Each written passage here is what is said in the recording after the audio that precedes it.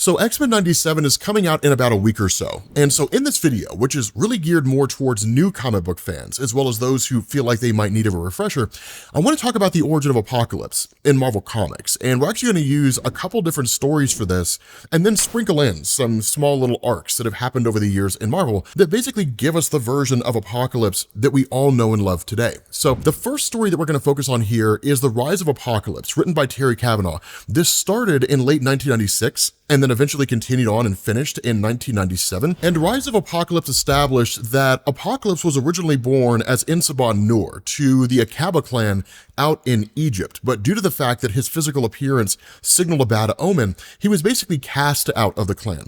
Eventually, he's discovered by a guy named Baal, who leads a group called the Sandstormers, and the Sandstormers follow this philosophy of survival of the fittest, in the sense that only those individuals who are strong deserve to survive. Now, I want to specify, this is not a philosophy born out of malice. It can manifest maliciously, especially when they come across, some weaker tribe out there that they destroy or whatever the case happens to be. But the philosophy was born and rooted in the fact that as a nomadic tribe that travels the desert's a very, very harsh place. And those individuals who are not strong and cannot survive in that environment will ultimately die. And so in a lot of ways, it was just thinning the herd to make sure the tribe itself continues on. Hence the reason why the entire philosophy is rooted in social Darwinism. The other thing that we learn here is that for reasons that were not initially explained, Baal has this idea in his head that Sabah Nur is destined to cast off the pharaoh of Egypt, who rules the place with an iron fist. And that brings us into the bigger picture of what's going on with the story. The Rise of Apocalypse is actually a retcon, and it's a retcon for Fantastic Four issue number 19 from Stan Lee and Jack Kirby. Fantastic Four 19 introduced the character of Rama-Tut, who we now know to be one of the many personalities of Kang the Conqueror. That what Kang had done is he had gone back to the days of ancient Egypt and conquered it. The idea was that in conquering a section of Earth at such a very early point in Earth's history, as time passed, he could actually expand his sphere of influence, so that by the time we got to the modern era, the 1960s, at the time that Fantastic Four 19 was written, it would basically show that Rama-Tut had conquered pretty much the entirety of the Earth. What this story does is it takes the character of Apocalypse and explains how he fits into it, which is to say, because Rama-Tut is Kang from the future, Kang has a lot of knowledge on how things transpire over the course of the Marvel Universe, and Kang knows that Sabah Nur will become Apocalypse and will become very, very powerful. And so the motivation of Rama-Tut in the here and now in ancient Egypt is to actually just wait until Sabah Nur's powers begin to manifest. And when that happens, it's to take Sabah Nur, use his powers, and then begin conquering as much of the world as he can. But for the here and now, Sabah Nur doesn't know any of this. And in fact, he doesn't really even know why Baal constantly talks about the fact that he's destined to cast off the pharaoh. And so by 17 years old, Sabah Nur experiences a rite of passage, which is to say, he faces off against those individuals in the tribe who are the same age as him. And it's pretty brutal. It's literally a fight to the death. And the individual who's the last man standing will continue on as part of the tribe. Everybody else, they become the equivalent of Egyptian worm food.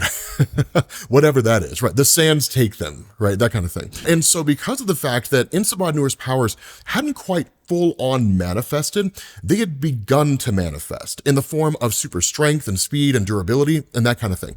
And so there are two things working in his favor. The first is the early manifestation of his powers, but the second is how much everyone in the tribe outside of Baal hates him. And he literally uses that hate to feed his motivation. And so he destroys all the other members of the tribe that he's fighting off against during this rite of passage. And so following this, Baal takes Sabah Nur to the former ship of Rama-Tut, which he's effectively abandoned as he's become pharaoh. And that's where Sabah Nur starts to learn where this story comes from, about the idea that he's destined to cast off Rama-Tut, destroy him, that kind of thing, and basically liberate Egypt and most likely become a new leader of the entire country. But at the same time this is happening, Rama-Tut becomes aware of the fact that Sabah Nur's powers are beginning to manifest. And so he sends his forces after the Sandstormers, which are led by his Grand Vizier, Ozymandias. The problem here is that when Ozymandias' forces get there, they're just not prepared to face off against the Sandstormers on their home turf. It's a art of war kind of thing, right? Engaging in a war, make sure you fight it on your own terms. The result of this is that there's a cave-in that takes place that ends up trapping Sabah Nur and Baal down within the tunnel system that houses the ship of Rama-Tut. But the second thing that happens is that the entire force that he had sent to confront the Sandstormers are either killed by the Sandstormers or consumed by the desert as part of this cave-in. And so ultimately, the Sandstormers survive. This leads to Ozymandias fleeing back to Rama-Tut and explaining what it was that had happened. And so jumping back to the tunnel system with Baal and Sabah Nur, they're trapped down here for something like a week. And during that time, Baal starts to explain everything he knows about Rama-Tut. He tells Sabah Nur that Rama-Tut's ship had crash landed here, right? Literally fire in the sky, and had just arrived.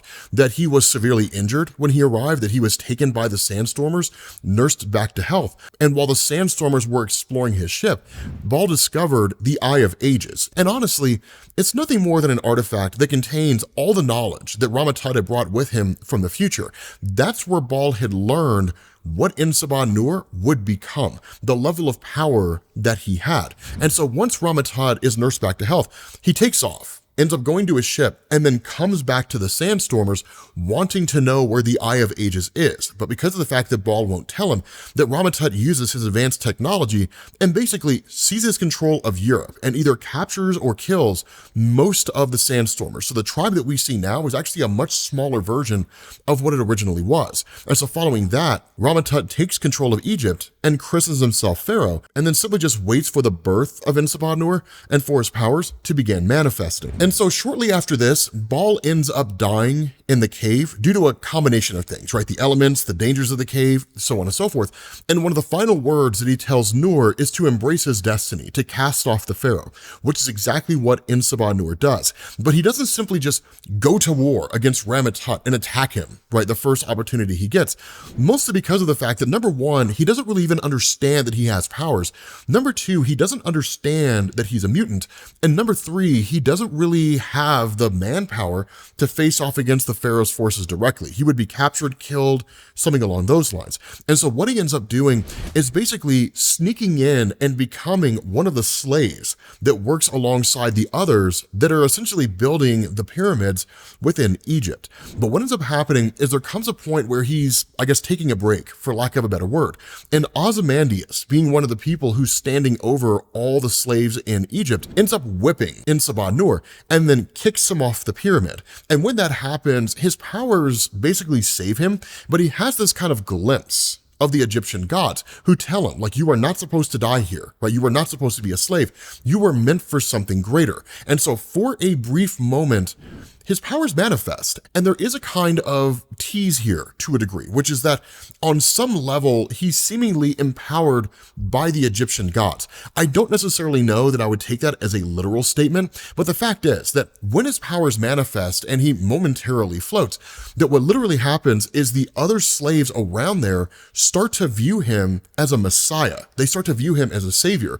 And so when Ozymandias realizes this is Sabah Nur, and it's the guy who needs to be captured and taken to Rama-Tut, that the slaves protect Sabah Nur. But because of the fact that he's still injured, essentially, he just kind of falls back to earth. He's wrapped in cloth and then taken to the burial chamber of Rama-Tut, mostly because of the fact that it's the last place Rama-Tut would look, literally hiding right under his nose.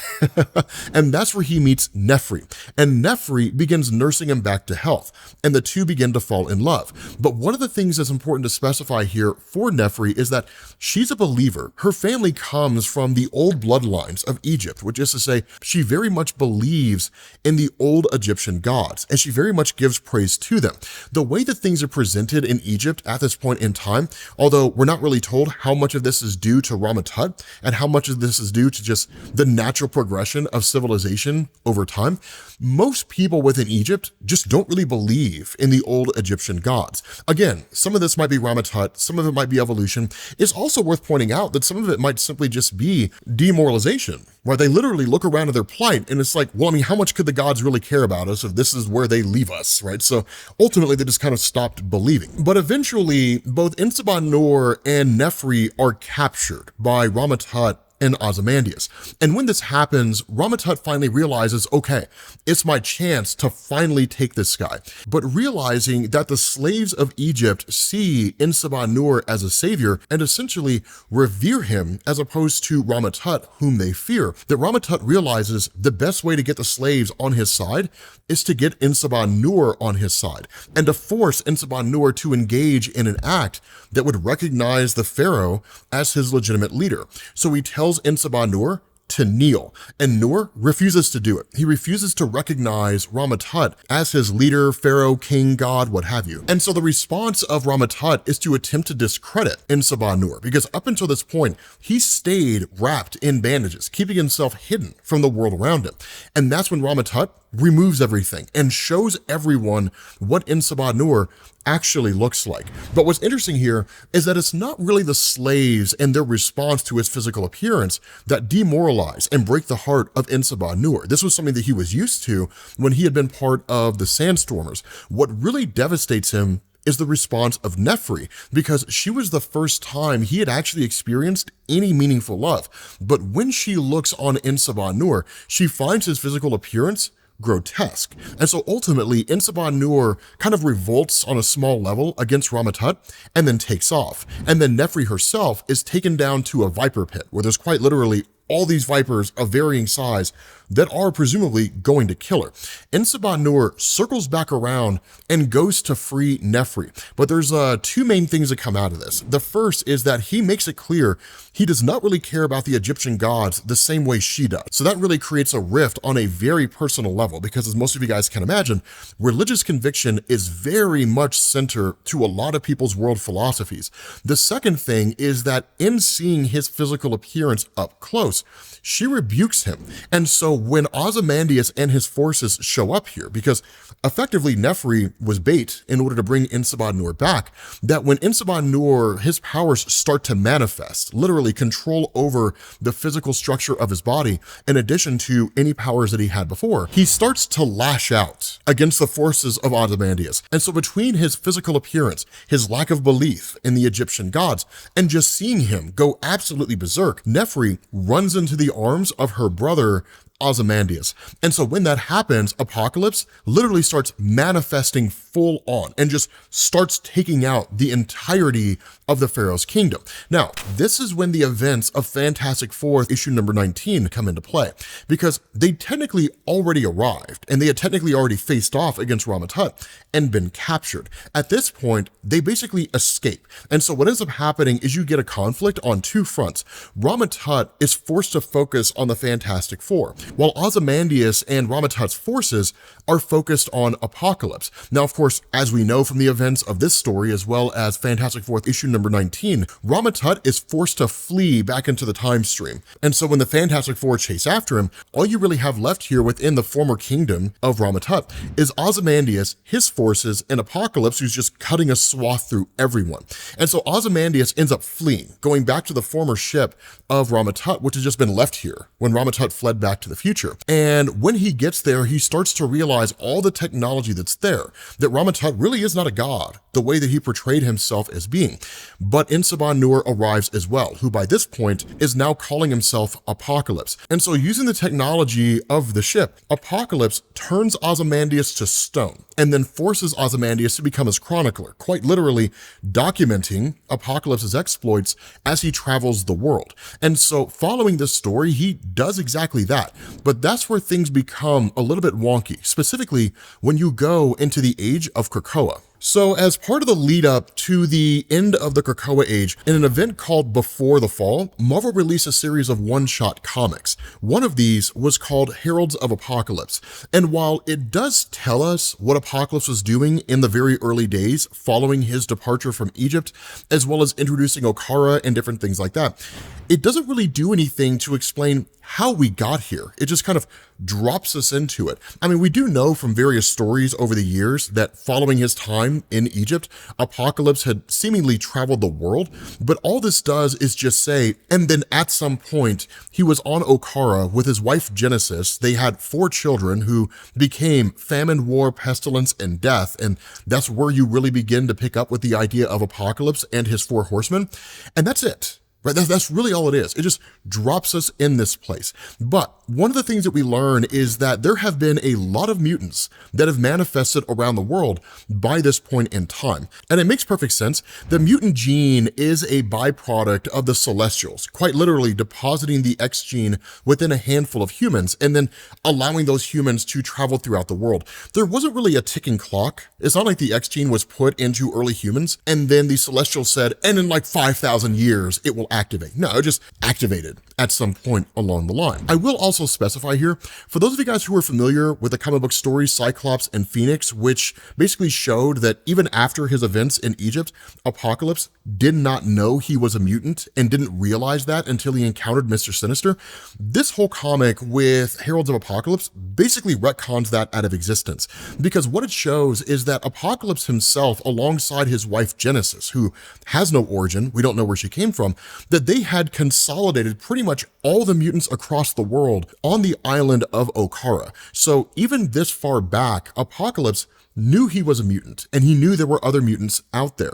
Now, Okara itself was actually a peaceful place, right? It was just a place where mutants lived. That was it. But then what ends up happening is that the forces of a demon known as Annihilation that exists within the dimension of Amenth invades Earth in the main Marvel universe. Now, something I also want to point out here is that Annihilation doesn't really have an origin either. These are a lot of things that were just tossed out there during the Krakoa age, and we were just kind of expected to run with it, which for the most part we did. During the resurrection of Magneto's storyline, it was alluded to that Annihilation may very well just be another version of the Shadow King, a facsimile of the Shadow King, one of the many iterations of the representation of evil across the multiverse. But again, that wasn't really solidified. It was just kind of inferred to a degree, but none of it really matters. The thing that matters here is that the forces of Annihilation in invading the main Marvel universe, Apocalypse and his mutants on the island of Okara were the only things that really stood between the forces of Annihilation and the ending of all things. And so realizing that this was a war of attrition, that the war would go on and on and on, that these demons were essentially endless, the only way to basically make sure that Earth stayed safe was that the portal itself had to be closed, but it couldn't be closed from the Earth side. It had to be closed from the other side. And so that led to Apocalypse's wife Genesis, alongside all the other mutants on the island of Okara, traveling through the portal to the dimension of Amenth and closing the portal. Now, when the portal was closed, it actually cut the island of Okara in half. The half that remained on Earth was Krakoa. The other half, trapped in the dimension of Amenth, was renamed to Araco. Not only that, Marvel used this to shift the motivations of Apocalypse, that where he started traveling the world again and basically pitting different societies and cultures against one another, that it was no longer rooted in him just testing civilizations because that's what his belief system calls for.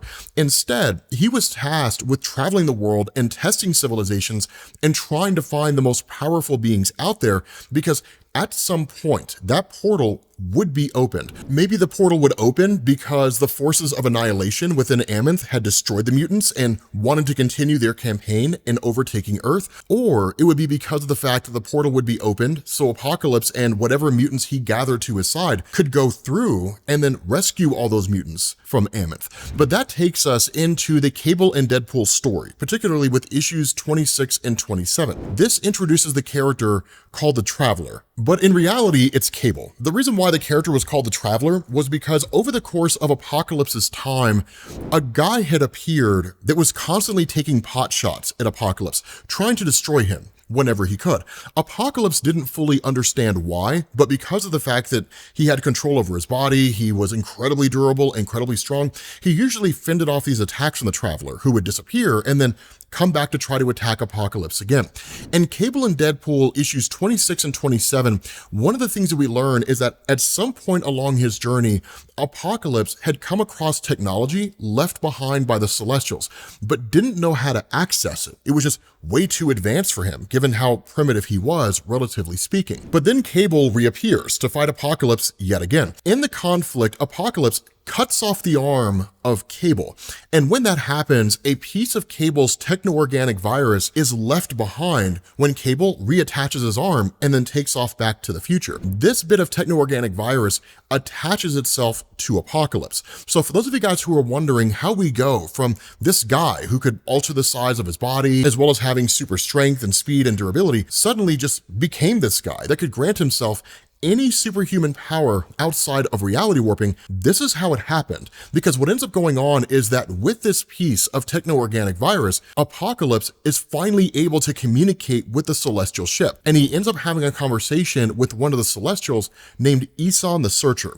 And what Isan the Searcher tells him is that he's at a fork in the road, that Apocalypse can either adopt this Celestial technology, which will give him incredible levels of power, but the Celestials will show back up at some point in time, and they will take him as repayment for these quote-unquote gifts, or he can just walk away from the Celestial ship, pretend he never saw it, and call it a day. Apocalypse ends up embracing the Celestial technology, which is how he becomes as powerful as we know him to be. Now, as far as what happened with the Celestials and repayment for these gifts, this was explored in the X-Men comics in the aftermath of House of M, that a lot of you guys out there have probably saw a lot of conversation in the aftermath of X-Men 97 season 1, where Gambit would go on to become like the Horseman death for Apocalypse. That happened in the comics. What ends up happening here is that with 98% of the mutant population losing their powers, there's a storyline called The Blood of Apocalypse, where he shows up at what remains of the Xavier Institute and tells all the mutants present that he's providing a vial of his blood, and that if they choose to, they can consume it and they can basically start following his philosophies. And so what ends up happening is Gambit actually joins the side of Apocalypse and becomes the Horseman Death. But this was a ruse. It was all done by Gambit in order to figure out what the greater scheme of Apocalypse was. This was the story that basically showed that within his conversation with the Celestials were coming back. And the goal of Apocalypse in rallying so many mutants to his side by offering his blood, which would essentially restore powers to those mutants who lost them or wanted enhancements or something like that, was to actually rally as many mutants to his side as possible so that when the Celestials returned, Apocalypse could fight them off. As you can imagine, it didn't work, right? Gambit turned against Apocalypse when he realized what was actually going on, and Apocalypse himself was taken by the Celestials. We don't really know what happened to him when that happened. We simply just know he was taken, and that was it. Of course, eventually he returns. But yeah, that's how you get to Apocalypse being the guy that he is now. But as it stands right now, within Marvel Comics, Apocalypse is just the old Apocalypse he always was, out there in the world doing whatever Apocalypse does when he's not attacking the X-Men and effectively just hanging out. So we'll see where things transpire with his character from there. But hopefully this gives you guys a better understanding of the origin of his character, how it all ties together. Hopefully you guys enjoyed this video. If you did, drop a like. Let me know if you want me to do this again for other characters, and I will catch you all later. Peace.